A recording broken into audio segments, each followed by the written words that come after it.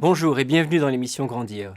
Aujourd'hui, nous allons voir comment réagir si votre adolescent vit son premier chagrin d'amour.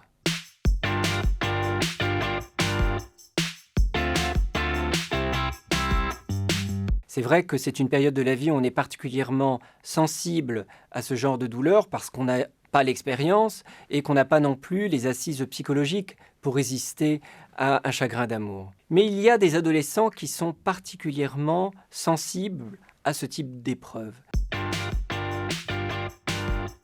Eh bien, ce sont déjà les adolescents qui, plus jeunes, ont été victimes d'une rupture, que ce soit par exemple le décès d'un parent dans les situations les plus graves, mais aussi des situations de divorce, la séparation d'avec une nounou, ou la rupture avec un ami dans la petite enfance à l'occasion d'un déménagement. Eh bien, à l'adolescence, un chagrin d'amour peut raviver cette douleur ancienne qui n'a pas été suffisamment pris en charge à l'époque et qui vient redoubler la douleur actuelle. Les autres adolescents concernés, c'est tout l'inverse. C'est les adolescents qui, justement, n'ont vécu aucune frustration. Vous savez, les enfants rois à qui on a toujours tout cédé, qui avaient le sentiment d'être plus importants que le mari ou la femme, et qui n'ont vécu jamais aucune frustration, eh bien, ce chagrin d'amour se présente pour eux comme la toute première frustration. Ils n'y sont absolument pas préparés, et du coup, ils ne comprennent pas ce qui se passe, et ils peuvent tout à fait s'effondrer. La première chose à éviter, c'est évidemment de ne pas vous moquer. Donc oui, ok, les histoires d'amour, ça peut prêter à sourire. Encore une fois, chez un adolescent, ça peut être quelque chose de très douloureux. Ça peut entraîner des états dépressifs. C'est un vrai coup de poignard dans l'estime de soi. Et ça peut être la cause de conduite suicidaire. Donc on ne se moque pas et on ne banalise pas du style une de perdue, 10 de retrouvée, parce que là, on enferme vraiment l'adolescent dans sa douleur. On va également éviter de lui faire des reproches. Même si on était attaché au garçon ou à la fille avec qui votre adolescent était, on ne va pas lui dire « écoute, tout ce qui t'arrive c'est de ta faute, tu as vu comme tu t'es mal conduit », on ne va pas l'enfoncer davantage dans sa douleur.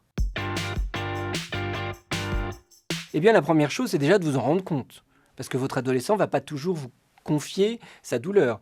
D'ailleurs si vous la confiez c'est plutôt bon signe, c'est une bonne étape déjà. Souvent ils vont garder ça pour eux, donc il faut vous en rendre compte et il faut faire l'hypothèse si votre adolescent, évidemment, paraît triste, mais aussi désinvestit sa scolarité, ses copains, ses loisirs, et évidemment, si vous n'entendez plus parler du garçon ou de la fille en question. C'est d'ailleurs parfois grâce au petit frère ou à la petite sœur que vous allez découvrir qu'il y a eu un chagrin d'amour, parce que souvent le petit frère ou la petite sœur est beaucoup plus vigilant sur ces questions-là. La deuxième chose à faire, c'est évidemment le réconforter ou la réconforter. Et pour ce, il faut lui rappeler toutes les qualités qui sont les siennes, les qualités que vous connaissez, mais également les qualités que son entourage constate. C'est un moment, après un chagrin d'amour, on l'a tous vécu, où on se croit nul, où on se croit sans qualité, où on pense que l'autre nous a quittés justement parce qu'on ne valait rien. Donc il s'agit de renforcer l'estime de soi de votre adolescent en le valorisant. La troisième chose à faire, c'est parler de l'amour en général. Il est possible que votre adolescent nie sa douleur. Eh bien, parlez-lui tout de même des douleurs qu'on peut ressentir après un chagrin d'amour. On lui parlera évidemment du bonheur que peut procurer l'amour, mais aussi des aléas, des chagrins, et puis aussi les moyens de se rétablir. Ça peut être l'occasion pour vous de raconter vos propres épreuves dans ce domaine, vos propres chagrins d'amour. Vous pourrez aussi lui conseiller des lectures où la question de l'amour est abordée. Comme ça, il pourra se reconnaître peut-être, pourra trouver des mots qui pourront s'inscrire sur ses ressentis, parce que souvent les adolescents ont du mal à mettre des mots sur ce qu'ils ressentent. Et peut-être qu'il trouvera également des réponses et un espoir.